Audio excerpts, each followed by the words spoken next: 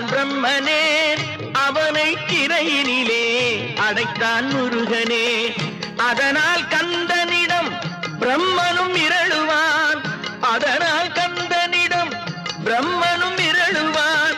கந்தன் அடியவர்க்கு அவனும் அருளுவான், கந்தன் அடியவர்க்கு அவனும் அருளுவான். கந்தனிடம் செல்லுங்கள், என்ன வேண்டும் சொல்லுங்கள். கந்தனிடம் செல்லுங்கள், என்ன வேண்டும் சொல்லுங்கள். வந்தவினை தீர்ந்துவிடும், மற்றவற்றை தள்ளுங்கள். வந்தவினை தீர்ந்து